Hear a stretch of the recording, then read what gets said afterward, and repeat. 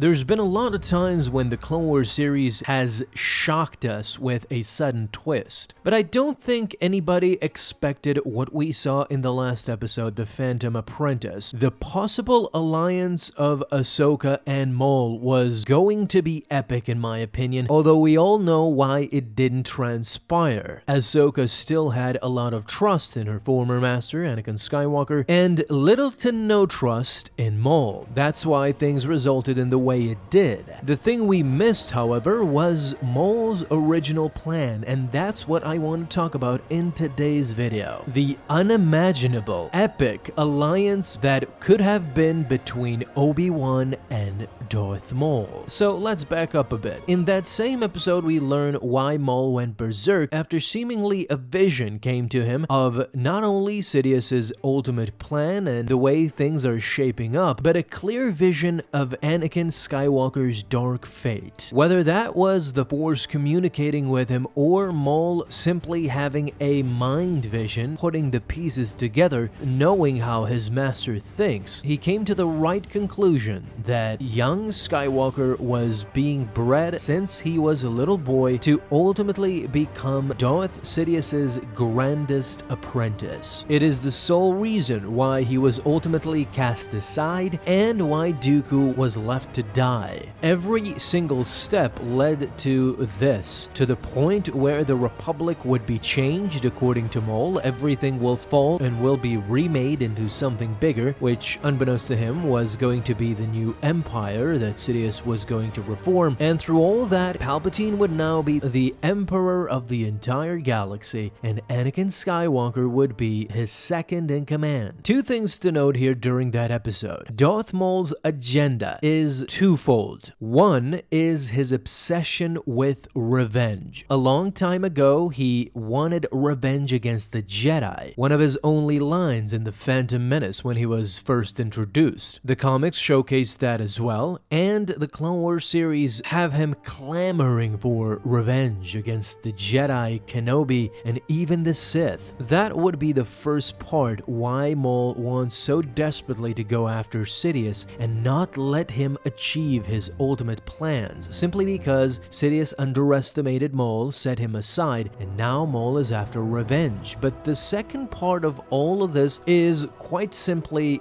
power. You see, Maul is the head of the biggest crime organization or syndicate to have been created, at least about what have we been told. Maul is clearly shown to have put fear in these crime syndicates who are known to be ruthless, such as the Pike Syndicate and others. The way the war was going and how the Republic was shaped, criminals were flourishing. When Sidious dismantles the entire system, as Maul predicted, everybody would be left to fend for themselves, and this is what Maul feared, losing control and losing his criminal power. So with that in mind, he set a course to lure Obi Wan Kenobi to Mandalore and ultimately offer him a partnership. In the most pivotal moments during The Phantom Apprentice, Maul asks Ahsoka to join him in order to stop what is about to come, the chaotic nature that Darth Sidious is about to unleash on the galaxy. It is very ironic that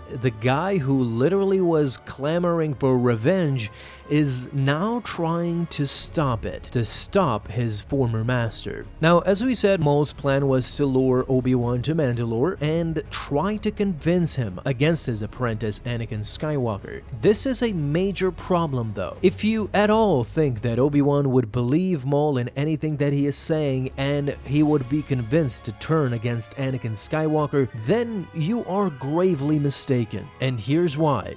The problem with Obi-Wan is that he loved Anakin. He loved him like a brother. He damn near cries and yells out exactly that when he defeats him on Mustafar. What many forget is that Obi-Wan was extremely hesitant to face Anakin when Yoda suggested it. Once Yoda and Obi-Wan came together inside the Jedi Temple in the aftermath and saw what had transpired, that Anakin had transformed into a Sith and become became Darth Vader, Yoda immediately suggested the next few steps, that Yoda was to go and face Sidious and he would face Anakin. If you have watched Revenge of the Sith, you know that Obi-Wan pleaded with Yoda to not send him to kill Anakin. He just could not bring himself to do that. Yoda made his case that Obi-Wan was not experienced enough or powerful enough to face Darth Sidious, and that's why things went the way they went. But even after Obi-Wan defeated Anakin, he still did not kill him. He left him burn alive before he could bring himself to lunge a lightsaber into him and end it once and for all. He simply loved Anakin